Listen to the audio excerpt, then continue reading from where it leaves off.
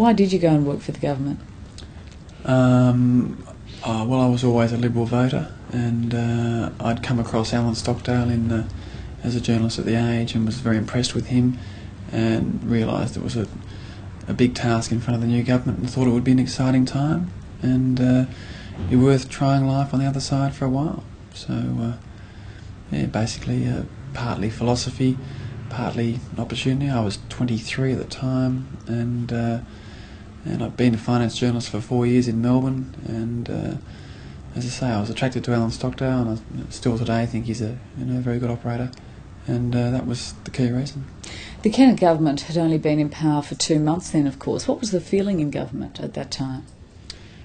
From the inside, it was sort of a case of the revolution, is underway. We've got to cut through everything and deliver good outcomes, and it was a very exciting time. There was dramatic policy moves going on several fronts at the same time. You had 100,000 people marching in the streets. There was a real sense of being at the nerve centre, being right on the pulse of Victoria, working for the most dynamic, exciting government in Australia that was dealing with a difficult situation financially and was prepared to take the hard decisions, and it was really enjoyable and fascinating being on the inside of that.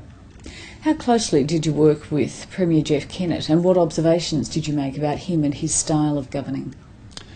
Well, clearly he was a very strong leader. He demanded central control over most things. He hired and fired all the press secretaries. They all worked in his office. No minister had their own press secretary, so he totally controlled the dissemination of information to the media and the marketing side of the government. He insisted on seeing advertising budgets and plans for sort of outside agencies as to what they're doing, as to how they're communicating with the outside world. He hired and fired all the department heads and controlled them. And he used to say, he'd run the state far more effectively if he didn't have to have cabinet. And cabinet went for too long if it went for more than an hour, was sort of a joke he used to make sometimes. So incredibly strong, incredibly dominating, very, very difficult to question as a staff member. I know you'd hear anecdotally that in cabinet very few people ever took him on. Very few staff ever told him he said something wrong or said something stupid. It was sort of a case of you had to be very diplomatic with him because he wouldn't tolerate even sort of constructive criticism. He described Victoria once as a large corporation, with him as the chairman of the board. What do you think his view was about that? Oh, well, he sort of took a quite sort of simplistic approach to government, where he was running a business and the business had to make a profit, and therefore he had to get the books in order. And he refers to his cabinet as his management team, and so it's just the philosophy. It's sort of he's trying to get more, business sort of attitudes into government. He wants to less waste, more dollar conscious, and just he admires business, so he wants it to run, I guess, like a business. And what's Premier Kennett's attitude toward obstacles that get in the way of him achieving what he wants, getting the results he wants? Oh, well, I think everyone knows that he crushes anything that gets in the way. From the inside, seeing the campaign that was waged, or the beginnings of the campaign before I left against the DPP, was quite. The cause and effect was quite stunning when it came out that the DPP was considering charging him over the comments he made on the Frankston murders, and instantly he went off his tree that night. He went totally. He was abusing his staff. He really was just incensed. And then it came out subsequently later that night Jan Wade had dinner with him, and that was the beginning of the campaign to get rid of the DPP. So, yeah, he just didn't suffer anyone who stood in the way. He just moved to sort of have them set aside or deposed or whatever. Do you recall what he said about the DPP?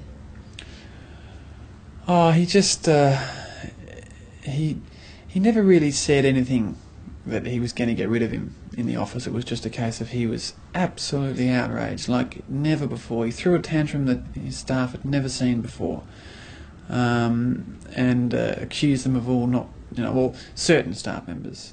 I remember that the Premier's press secretary Steve Murphy and Alistair Drysdale, his special advisor, got an absolute bollocking that night for not being loyal to him and not standing by him, and he accused everyone of sort of leaving him and all sort of stuff, and he was just manic that night, and he couldn't accept that this was going on, and from that day on he was out to get the DPP, and he got his man. Tell me about the Premier's interest in the share market and the conversations that you would have with him and how that developed from the start.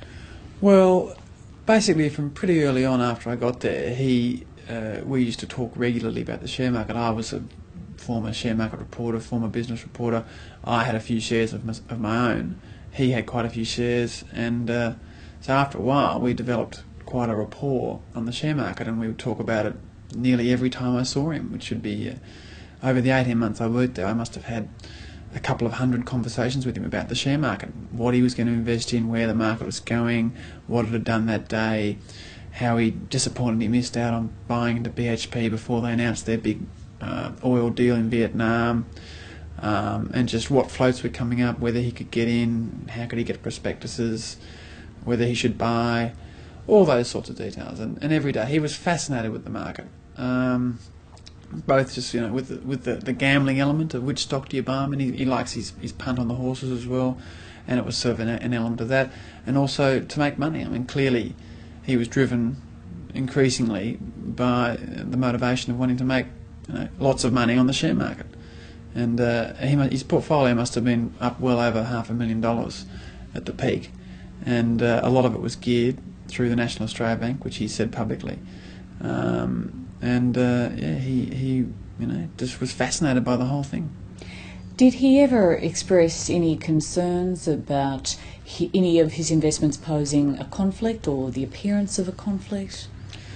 No, he never did. In fact, I remember there was one time after I left where he rang up and I never was sure if he was serious or not, but he rang up at the Herald Sun just before I was about to write a story on the casino and gambling and something else, and he actually suggested that now would be a good time to buy Crown and he should get in, and I sort of just said, "Look, you must be joking," and he sort of said, "Oh," just sort of laughed it off, and I don't think he ever did, but he never really in my time acknowledged that there was a conflict with any of his investments whatsoever. What was his view of doing share deals out of his office, out of the Premier's office? Oh, well, he just did them. So he clearly thought it was acceptable and went out and did them and didn't try and hide it. He talked openly about it with everyone. He used to talk in front of journalists about what he was buying and selling. So it was just part of his life. He'd get prospectuses, and I'd go into his office and he'd chat about it and should he buy it or shouldn't he buy it, and away he'd go. So he spent a lot of time worrying about where he was going to invest when I saw him in the office, and I never once saw him say, "I shouldn't invest in this because I've got a conflict," or "It's inappropriate that I'd be ringing these people to get prospectuses or to get shares." He never saw any conflict whatsoever with that. What was your view of that? Well, after the Guangdong experience, and then with that followed shortly after by the Yates experience where he rang Laurie Cox, I at this point had become concerned and raised with Alistair Drysdale, his special advisor, that the Premier should stop ringing the heads of broking companies to get large allocations in floats. That when I knew from all my investing over the years that if you want to get a big allocation to float, you've got to have an in with the stockbroker who's doing it, or with the company, or with someone. And if you had that in, that was great. But he had the Premier using his elected position to get these large allocations in floats, which I knew he was getting because he was Premier. Now, I'm pretty sure that he knew that as well. I mean, he'd ring up and say, "It was the Premier here, and are you doing this float, and can he get a few?" And I mean, clearly the subtext of it is that because of your position as Premier, people treat you differently. And Joe Public just couldn't ring the chairman of a stockbroking firm and say, "Give me $20,000 worth of shares in this hot float."